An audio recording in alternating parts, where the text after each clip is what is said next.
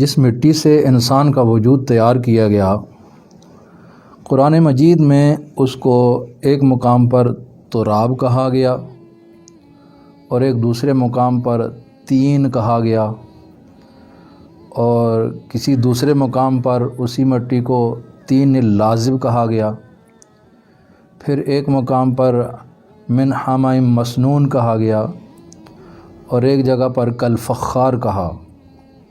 یعنی مٹی ایک ہی ہے اور اس کے نام قرآن پاک نے مختلف بیان کیے ہیں۔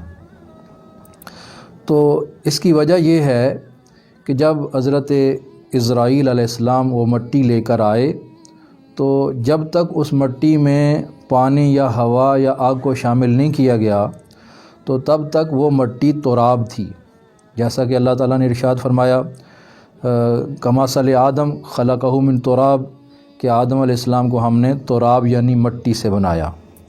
تو جب تک اس میں پانی نہیں شامل ہوا تب تک اس کا نام تراب ہے۔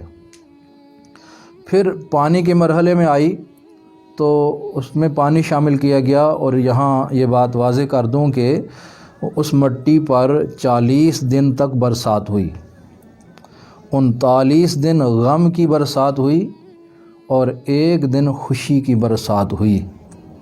یہی وجہ ہے کہ انسان کی زندگی میں غم اور رنج زیادہ ہیں اور خوشی کم ہے۔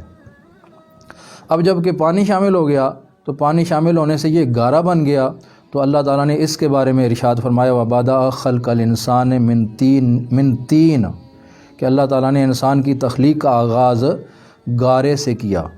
یعنی یہ دوسرا مرحلہ ہو گیا پانی شامل ہونے کی وجہ سے، تو اب اس کا نام بن گیا طین یعنی گارا۔ تو جب اس گارے کو پھر چھوڑ دیا اور چھوڑے رکھا تو کچھ عرصے بعد وہ گارا جو ہے اس میں چکناہٹ آ گئی اور اس میں وہ لیسدار سسٹم آ گیا۔ تو جب وہ لیسدار ہو گیا نا گارا، تو تب رب نے ارشاد فرمایا انا خلقناہم من طین لازب، کہ ہم نے انسان کو چکنے گارے سے یعنی لیسدار مٹی سے پیدا فرمایا۔ پھر اس کو مزید رکھا، کچھ عرصہ کے لیے مزید اس کو چھوڑ دیا تو اس مٹی سے بدبو آنے لگی اور اس کا رنگ سیاہی مائل ہو گیا۔ جب وہ سیاہی مائل بدبودار مٹی ہو گئی تب اللہ تعالیٰ نے ارشاد فرمایا وَلَقَدْ خَلَقْنَا الْإِنسَانَ مِنْ صَلْصَالٍ مِّنْ حَمَإٍ مَّسْنُونٍ، کہ ہم نے انسان کو بدبودار سیاہی مائل مٹی سے پیدا فرمایا۔ تو اس مرحلے میں اس کا نام حَمَإٍ مسنون ہو گیا۔ پھر اس کو ہوا سے گزارا اور پھر آگ اس میں شامل کی تو وہ ایسے ہوگی جیسے ٹھیکری ہوتی ہے، اس کو کھٹکھٹائیں تو اس سے آواز آتی ہے، کھٹکھٹانے کی آواز آتی ٹھیکری سے، تو کھنکھناتی ہوئی ٹھیکری بن گئی۔ تو جب یہ حال ہو گیا تو اس کے بارے میں رب نے ارشاد فرمایا خلق الانسان من صلصال کالفخار، کہ ہم نے ٹھیکری کی طرح کھنکھناتی ہوئی مٹی سے انسان کو پیدا فرمایا۔ تو اس طرح رب العزت نے اس مٹی کو مختلف مراحل سے گزارا اور ہر مرحلہ میں اس کا نام نیا بدلتا گیا۔